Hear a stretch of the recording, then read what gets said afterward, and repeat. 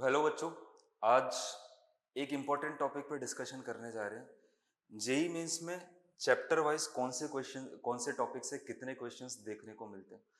तो इससे पहले कि कुछ भी चालू करें, एक डिस्क्लेमर ले लूँ। एनटीए ने आज तक ऐसा ऑफिशियली कुछ भी रिलीज ना तो किया है ना ही करेगा कि इस चैप्टर से इतने क्वेश्चन आने वाले हैं। तो हम जो देख रहे हैं, जो भी परसेंटेजेस, जो भी डिविजन्स देख रहे हैं चैप्टर वाइज, वो एक पैटर्न है जो पिछले 5 या 6 साल में नोटिस किया है 2019 से 2025 पर। उसके बेसिस पे हम एक आइडिया ले रहे हैं कि आगे भी क्या देखने को मिलेगा। बट यहाँ पे कोई गारंटी नहीं है कि जिस तरीके से पहले एग्जाम का पैटर्न था आगे भी वही फॉलो होगा। तो ये मान के बिल्कुल नहीं चलना है कि हमको हमारी तैयारी भी इसी तरीके से करनी है कि जिस टॉपिक से ज़्यादा परसेंटेज क्वेश्चंस आए हैं वहाँ पे मैं ज़्यादा ध्यान दूँ। फिजिक्स वो सब्जेक्ट है भी नहीं जहाँ पे हम सारे टॉपिक्स को इंडिविजुअली ट्रीट करें, कहीं ना कहीं सब कनेक्टेड है। बट फिर भी ये देखने का एक पर्पस क्या है, लिमिटेड अमाउंट ऑफ टाइम में। अब जैसे फर्स्ट अटेम्प्ट की बात करूँ, अभी से 2 हफ्ते बचे। लिमिटेड अमाउंट ऑफ टाइम में मेरे को अगर रिवाइज करके मैक्सिमम रिजल्ट्स चाहता हूँ मैं कि आए, तो मैं उन टॉपिक्स पे अब ज़्यादा ध्यान दूंगा जहाँ से क्वेश्चन आने की प्रोबेबिलिटी ज़्यादा है। तो यहाँ पे डिविजन्स जो है चैप्टर वाइज, परसेंटेजेस वाइज जो दिख रहे हैं मेरे को, उस पर एक बार ध्यान देते हैं। उस पर ध्यान आने से पहले इस परसेंटेजेस को रीड कैसे करना है वो देखते हैं एक बार। तो जेई मेंस में 25 क्वेश्चंस आते हैं हर सब्जेक्ट में। तो अगर 25 क्वेश्चन को मैं ट्रीट करता हूँ 100%, एक क्वेश्चन का परसेंटेज कितना हुआ? 4। तो कोई टॉपिक का 4% वेटेज होने का मतलब है उसके ऑन दी एवरेज एक क्वेश्चन आ रहा है मुझे। तो सबसे पहले यहाँ पे देखते हैं, चैप्टर है हीट 2। इसका परसेंटेज अगर आप देखोगे तो दिखेगा 6.98%, अराउंड 7%। सो रफली मोर देन नॉट यहाँ पे 2 क्वेश्चंस पर ईयर देखने को मिल रहे हैं। अब अगर मैं यहाँ पे इसको रिवाइज करने जाऊंगा तो मेरी अप्रोच क्या रहेगी? हीट 2 में 2 चैप्टर्स हो गए, kinetic theory of gases KTG and thermodynamics. दोनों पे अगर थोड़ा सा गौर करो तो फॉर्मूला इंटेंसिव टॉपिक्स है दोनों। तो अगर लिमिटेड अमाउंट ऑफ टाइम है एग्जाम से पहले और मुझे कुछ रिवीजन करना है, इसका हाई परसेंटेज दिख रहा है, तो मैं सबसे पहले इसके फॉर्मूलाज रिवाइज करूंगा। टाइम बचता है तो फॉर्मूला की एप्लीकेशन कैसे होती है वो देखेंगे। अब ऐसा भी है नहीं कि सिर्फ फॉर्मूला देख के आप क्वेश्चन सॉल्व कर लोगे। कॉन्सेप्चुअल क्लैरिटी अगर नहीं है, क्वेश्चन की लैंग्वेज डिकोड नहीं कर पाएंगे। सेकंड आता है करंट इलेक्ट्रिसिटी पे। अब देखो, टाइम मैनेजमेंट की बात है। ऐसा नहीं है कि जिस टॉपिक पे ज़्यादा परसेंटेज दिख रहा है मैं वहाँ उसको लेके बैठ जाऊँ, उसको पढ़ने बैठ जाऊँ। करंट इलेक्ट्रिसिटी में इतना कुछ रिवीजन का स्कोप है नहीं। एप्लीकेशन बेस्ड क्वेश्चन आएंगे, किरचॉफ्स लॉ के, current law, voltage law, power के कुछ क्वेश्चन आएंगे। अगर टॉपिक आता है तो क्वेश्चन सॉल्व हो जाएंगे। थोड़ा सा मे भी यहाँ पे जहाँ पे ध्यान दे सकते हो वो पार्ट हो जाएगा इंस्ट्रूमेंट्स वाला, potentiometer, meter bridge, galvanometer etcetera. Next है मॉडर्न वन, 6.39%। 6.39% इसको मैं मानूंगा ऑन एन एवरेज 1.5 से 2 क्वेश्चंस पर ईयर आ रहे हैं। तो मॉडर्न वन में टॉपिक्स कौन से हो गए हमारे पास? ड्यूअल नेचर ऑफ मैटर हो गया, फोटो इलेक्ट्रिक इफेक्ट हो गया। इन सारे टॉपिक्स में अगर आप नोटिस करो तो अगेन फॉर्मूला इंटेंसिव टॉपिक है modern one. Formula intensive high weightage का टॉपिक है, तो एक बार फॉर्मूला शीट, शॉर्ट नोट्स जो भी बना रखे हैं, नहीं बना रखे तो कहीं से अगर मिल जाता है या फिर अपने नोट्स में भी फॉर्मूला जहाँ पे भी है वो एक बार रिवाइज कर लीजिए। नेक्स्ट फिर आते हैं मैग्नेटिज्म। मैग्नेटिज्म का वेटेज भी 6.09%, अगेन अराउंड 1.5 क्वेश्चन। सो मैग्नेटिज्म एज सच यहाँ पे क्या क्या चीज़ें मैं देखूंगा रिवाइज करने के लिए। पायट सेवर्ट लॉ से जो जो मैग्नेटिक फील्ड्स के अलग अलग फॉर्मूला आते हैं अलग अलग ऑब्जेक्ट के लिए वो हो जाएंगे, कैसे उनको अप्लाई करते हैं वो सारी चीज़ें।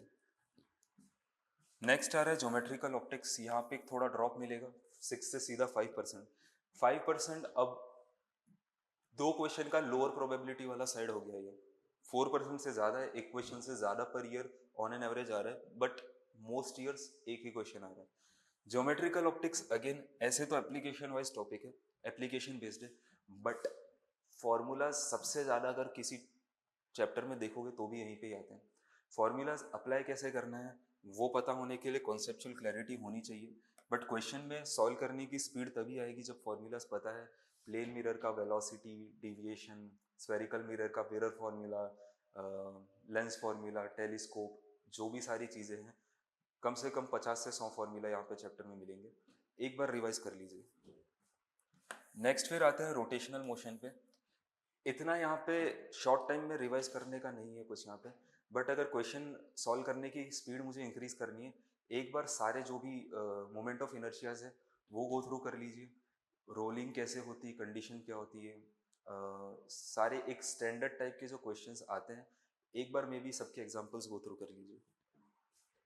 काइनेमेटिक्स, ये प्योरली अब एक बार अगर चैप्टर पढ़ लिया है, सारे फॉर्मूला ज़्यादा कुछ है नहीं, प्योरली रिवीजन कुछ है नहीं यहाँ पे, प्योरली एप्लीकेशन वाला टॉपिक है, तो इसको आई गेस अगर कम टाइम है तो स्किप ही कीजिए, क्योंकि अगर कॉन्सेप्चुअल क्लैरिटी तो है, अभी टाइम नहीं है कि फर्स्ट अटेम्प्ट से पहले कुछ नया यहाँ पे चालू करें। नेक्स्ट फिर आ रहा है electronics 4%, on an average one question. Electronics में एक गुड न्यूज़ ये है कि ट्रांजिस्टर एज अ टॉपिक हट चुका है, तो जो भी बचा है सिलेबस में काफ़ी इजी टॉपिक्स है, छोटा सा टॉपिक है, जो भी चीज़ें आ रही है एक बार रिवाइज कर सकते हैं। बैंड गैप थ्योरी, होल से कैसे कंडक्शन होता है, इलेक्ट्रॉन से कैसे कंडक्शन होता है, अलग अलग टाइप के डायोड्स जो है, और सबसे इम्पोर्टेंट एट से लॉजिक गेट्स। लॉजिक गेट से क्वेश्चंस ज़्यादा पूछ रहा है जेईई मेंस आजकल, तो एंड गेट और गेट नॉट गेट कैसे काम करते हैं, कॉम्बिनेशंस कैसे होते हैं, ट्रूथ टेबल कैसे बनाते, थोड़ा सा टाइम लगेगा, एक बार रिवाइज कर लेंगे। नेक्स्ट फिर आ रहा है ग्रेविटेशन। ग्रेविटेशन में अगेन एज सच कुछ ज़्यादा रिवाइज करने की ज़रूरत नहीं है, क्वेश्चंस जो आते हैं उनको सॉल्व करने के लिए स्टैंडर्ड टाइप के जो प्रॉब्लम्स है, एक बार एग्जांपल्स जो भी नोट्स में कहीं पे भी पढ़े वो एक बार देख लेंगे। नेक्स्ट फिर आ रहा है इलेक्ट्रोस्टैटिक्स। इलेक्ट्रोस्टैटिक्स में स्टैंडर्ड सारे इलेक्ट्रिक फील्ड और पोटेंशियल के फॉर्मूले याद करके जाएंगे, solid sphere, hollow sphere, ring, disc, infinite sheet, line charge etcetera. Capacitance, capacitance में देखो इतना कुछ है नहीं अगेन याद करने को, कैपेसिटेंस कैसे निकालते हैं अलग अलग चीज़ों की वो देख लेंगे। नेक्स्ट एक यहाँ पे जो दिमाग से निकल जाता है मोस्टली स्टूडेंट्स के, वो टॉपिक है चार्जिंग और डिस्चार्जिंग ऑफ कैपेसिटर, तो उस पर एक बार ध्यान देंगे, और चार्जिंग और डिस्चार्जिंग की इक्वेशन कैसे लिखते हैं और कैसे वहाँ पे सॉल्व करते हैं वो देख लेंगे। नेक्स्ट आ रहा है अल्टरनेटिंग करंट। अल्टरनेटिंग करंट 2.95%, अब थोड़ा सा वन क्वेश्चन से भी कम वाले प्रोबेबिलिटी वाले रीजन में आ रहे हैं। 2.95% एट से ऑन एन एवरेज 4 में से 3 साल में एक क्वेश्चन देखने को मिल रहा है यहाँ पे। अल्टरनेटिंग करंट को अगर मैं रिवीजन परस्पेक्टिव से देखूँ तो अलग अलग टाइप के सर्किट्स कैसे सॉल्व करते हैं, LR circuit, RC circuit, LCR circuit, time constant कैसे निकालते हैं, फ्रीक्वेंसी कैसे निकाली जाती है सर्किट सी, रेजोनेंस कैसे होता है, छोटा सा टॉपिक है, एक बार देख लेंगे। वर्क पावर एनर्जी रिवीजन के पर्सपेक्टिव से ज़्यादा कुछ है नहीं यहाँ पे, 2.86% एक क्वेश्चन आएगा। इलेक्ट्रोमैग्नेटिक वेव, यहाँ पे 2.84% अगेन वन क्वेश्चन, और मे बी नॉट, किसी साल आया है किसी नहीं आया उस टाइप का। इलेक्ट्रोमैग्नेटिक वेव में मैं क्या रिवाइज करूंगा, इलेक्ट्रोमैग्नेटिक वेव में लाइट की स्पीड का फॉर्मूला कैसे लिखते हैं म्यू नॉट एप्सिलॉन नॉट के टर्म्स में, इलेक्ट्रिक फील्ड में, मैग्नेटिक फील्ड में कितनी एनर्जी स्टोर होती है, लाइट कौन सी डायरेक्शन में प्रोपोगेट करेगी, डायरेक्शन ऑफ प्रोपोगेशन इक्वेशन देख के कैसे बताते हैं, ये सब छोटी छोटी जो चीज़ें हैं उन पे क्वेश्चन आते हैं। इजी से टॉपिक्स है, स्कोरिंग टॉपिक है, एक बार ध्यान दे देंगे क्वेश्चन वहाँ पे अटकेगा नहीं। Units and dimension basic maths 2.81%, अलग से कुछ करने की यहाँ पे ज़रूरत है नहीं। यहाँ पे क्वेश्चंस जो आएगा डायमेंशनल एनालिसिस का या यूनिट बताने का, कुछ ना कुछ फॉर्मूला कोई दूसरे टॉपिक का यूज़ हो रहा होगा यहाँ पे, उसको देख के सॉल्व करना है। Electromagnetic induction, Faraday's law, Lenz law एक बार देख लेंगे कैसे काम करता है, क्या थ्योरी है उसकी, कैसे अप्लाई होता है, और सेल्फ इंडक्टेंस, म्यूचुअल इंडक्टेंस कैसे निकलते हैं वो देख लेंगे। वेव ऑप्टिक्स 2.78%, वेव ऑप्टिक्स से ज़्यादातर सवाल जो पूछना पसंद करता है जेई मेंस इन पर्टिकुलर, वो वाईडीएससी से आएंगे, यंग्स डबल स्लिट एक्सपेरिमेंट से। तो यंग्स डबल स्लिट एक्सपेरिमेंट को एक बार फटाफट सेटअप देख लेंगे कैसे एक्सपेरिमेंट होता है, फिर उसके फॉर्मूलाज देखोगे, सिर्फ फॉर्मूला देख के जाओगे मे भी कुछ सेटअप में वेरिएशन का क्वेश्चन आ गया, अप्लाई नहीं कर पाओगे, तो एक बार सेटअप भी समझ के जाएंगे। मॉडर्न फिजिक्स 2 पे आते हैं, न्यूक्लियर फिजिक्स। यहाँ पे बाइंडिंग एनर्जी, न्यूक्लियस की stability, binding energy versus atomic number का ग्राफ, ये सारी चीज़ एक बार रिवाइज कर लीजिए। नेक्स्ट चैप्टर आता है इलास्टिसिटी एंड थर्मल एक्सपेंशन। यहाँ पे रिवाइज करने का ज़्यादा कुछ है नहीं। अगर इलास्टिसिटी का फॉर्मूलाज पता है, यंग्स मॉड्यूलस का, स्ट्रेस और स्ट्रेन का, और थर्मल एक्सपेंशन कैसे होता है, increase in volume, increase in area, increase in length, ये सब चीज़ें पता है, तो सिंपल क्वेश्चन जो भी आएगा अप्लाई कर लेंगे। नेक्स्ट आता है एसएचएम।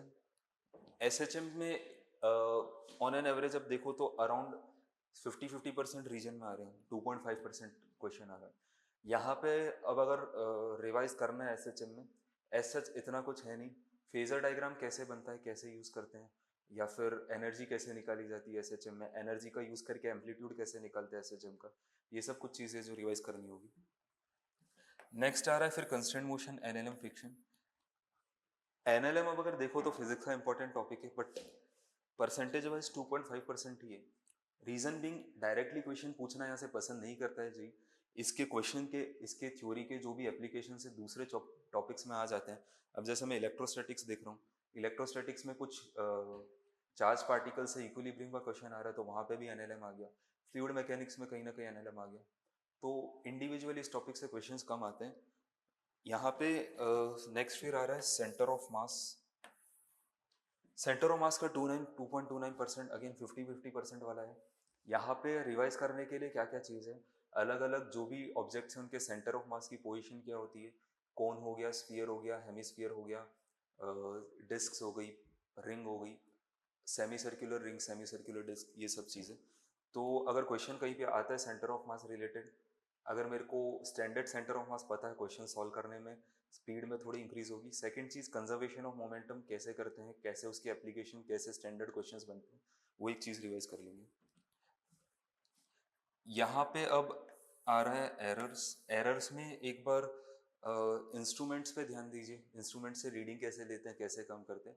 और सेकंड चीज़, एरर्स में जो है फ्रैक्शनल एरर्स कैसे निकाले जाते हैं, मल्टीप्लाई, जो जो फॉर्मूला में चीज़ें मल्टीप्लाई हो रही है उस चीज़ में। नेक्स्ट अब यहाँ पे अगर देखो तो सारे 2% से नीचे वाले टॉपिक्स हैं। सरफेस टेंशन एंड विस्कोसिटी, वो तो फ्लूइड्स के साथ में ही मान लेते हैं। Principle of communication, heat 1, electrostatics 2, sound waves, vector and calculus, circular, ये सारे टॉपिक्स यहाँ पे। अब अगर दो चीज़ों में मैं इनको डिवाइड करूँगा।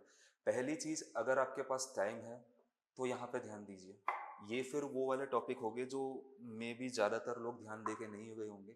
आपके बाकी टॉपिक क्लियर है तो उनसे आगे निकल सकते हैं। बट अगर लिमिटेड अमाउंट ऑफ टाइम बचा है, जो ज़्यादा वेटेज वाले टॉपिक्स है वो कवर्ड नहीं है अभी भी, तो पहले वहाँ पे ध्यान दूंगा मैं। इन वाले टॉपिक में मैं बाद में आऊँगा अगर मेरे पास टाइम बचता है तो। और आपकी प्रिपरेशन भी दो फेज में डिवाइड करके चलिए। अगर मैं पहले अटेम्प्ट के पर्सपेक्टिव से देखूं तो मैं ज़्यादा अपना ध्यान उसी तरफ दूंगा। पहले अटेम्प्ट में मेरे को अपना मैक्सिमम रिजल्ट ऑप्टिमाइज करना है, कम ज़्यादा से ज़्यादा मेरा एफर्ट जो डालता हूँ उसके लिए रिजल्ट मिलना चाहिए। तो अब अगर मैं फ्लूइड मैकेनिक्स लेके बैठ गया यहाँ पे, जो मैं देख रहा हूँ वेटेज 1.6% ही है। अब अगेन कोई गारंटी तो है नहीं कि यहाँ से अभी तक इतने क्वेश्चन आए, ये हो सकता है इस साल 3 क्वेश्चन आ जाए, डिस्क्लेमर पहले ही दे दिया था। बट रिमेनिंग टाइम अभी जितना बच रहा है उसका मेरे को बेस्ट करना है। तो सेफर बेट मेरे पास ये है कि मैं ये वाले टॉपिक्स अगर वीक है तो वहाँ पे ध्यान दूँ। दूसरा फेज जो है प्रिपरेशन का, अगर फर्स्ट अटेम्प्ट हो गया है, बोर्ड अटेम्प्ट कर रहे हैं तो बोर्ड हो गया, उसके बाद में फिर अगर आपके पास महीने 2 महीने का टाइम है तो सारे टॉपिक्स कवर करूँगा मैं, कुछ भी छोड़ के नहीं जाऊँगा। ओके। सो किस तरीके से ग्राफ को रीड करना है, किस तरीके से कौन से टॉपिक पे ध्यान देना है, कैसे रिवीजन करना है, ये एक बार डिस्कस कर लिया हमने। Best of luck for your attempt. ये वाली फाइल अगर किसी को ज़रूरत है, ये आपको वीडियो के डिस्क्रिप्शन में मिल जाएगी। All right, all the best.